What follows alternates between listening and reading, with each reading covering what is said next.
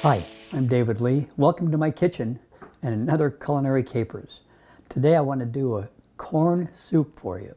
About a month ago, Margie and I were at one of our favorite restaurants, Blanc, and if you watch my show, you'll know that Jean-Claude, the owner chef, has done several shows, and he's become a wonderful friend.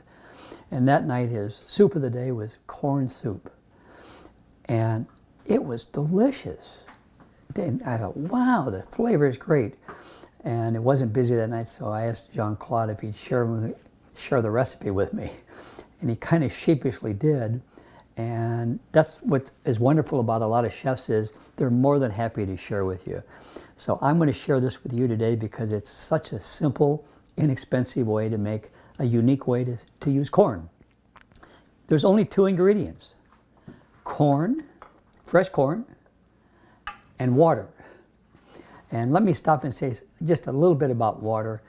Our water here in Lee County has a very, very high chlorine content. Nothing wrong with it. The chlorine kills bacteria, makes it safe. But for cooking and for drinking, it does have a little taste to it. So we happen to have a reverse osmosis system. But when I'm cooking, particularly something like this that only has 2 ingredients, I'm using reverse osmosis or bottled water just so that I control my flavors. So let's get started with this simple soup. First thing I'm going to do is cut the corn off the cob. And I like to use a nice big bowl so that it doesn't fly all over. And I learned from a couple of chefs to put it on a little dish like this, primarily to save my knife, so I'm not ruining the blade by hitting the bottom of my bowl. So all I'm doing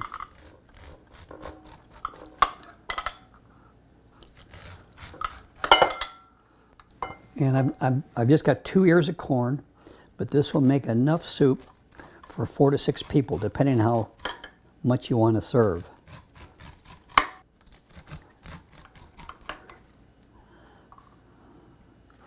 Okay, and one of the secret ingredients to this, which some of you know, this corn cob has lots of good sweet flavor to it. So I'm going to break that in 2, put it right here in my pot, and I'm going to put my corn in.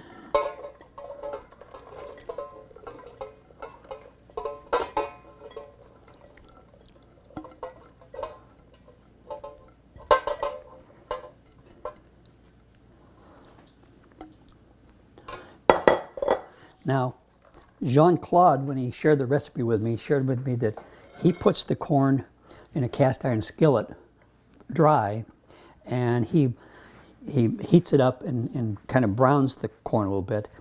I've done that once, and I've also taken it out to the grill and put it on the grill just for a minute to get just a little charred flavor on it.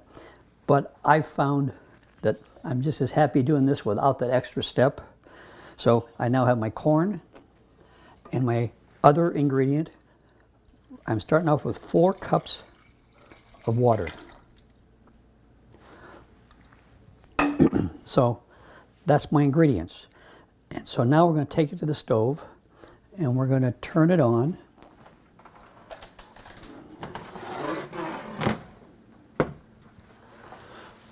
Bring it to a boil and then simmer it.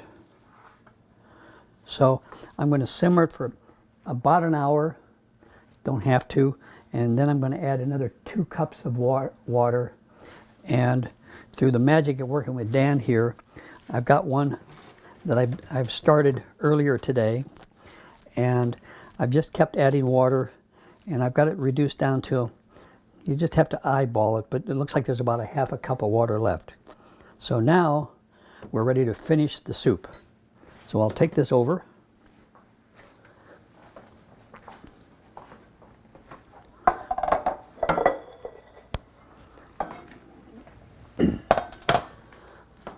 I'll discard my cobs. They've given us all the flavor we can get out of them.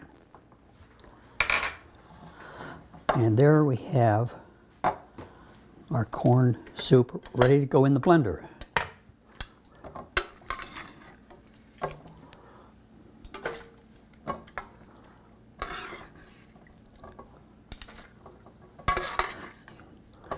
I do it about half at a time. I may not have quite enough liquid, but I'll show you how to fix that if we don't.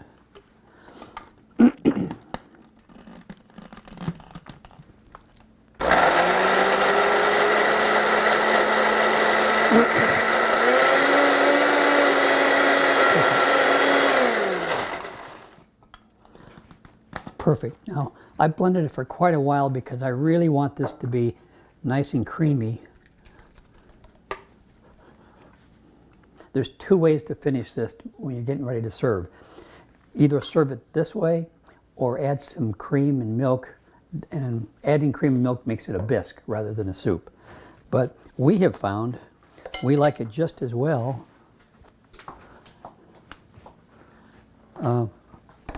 this way.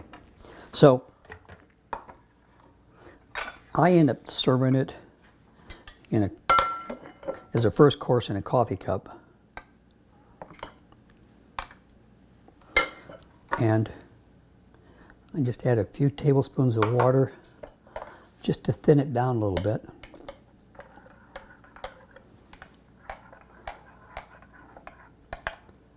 So it's nice.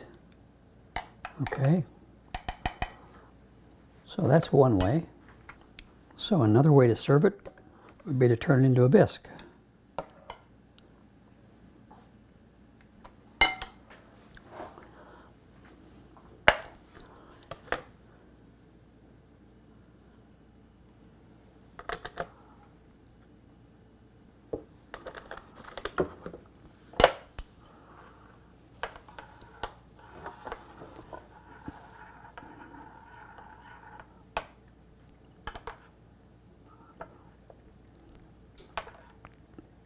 There we go. I'm happy with that. So it will serve about 6 people, depending on the size again. Now, we have found that this is best served piping hot. So if you're going to serve it for yourself or guests, this is one of those easy things to use the microwave for. So we'll put it in the microwave for about 30 seconds and see how it is.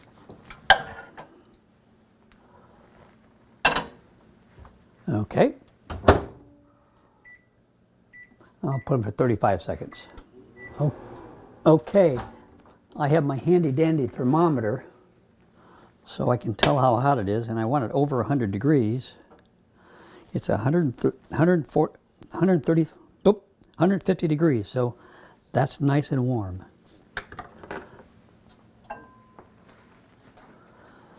So, how easy is that to do?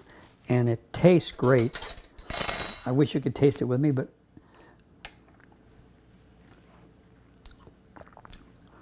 nice sweet flavor to it. And then the bisque. Wow. I like it both ways. I think I'll finish it off myself. So there you have a nice quick corn soup or corn bisque. Thanks for watching today, and I'll see you soon. Bye now.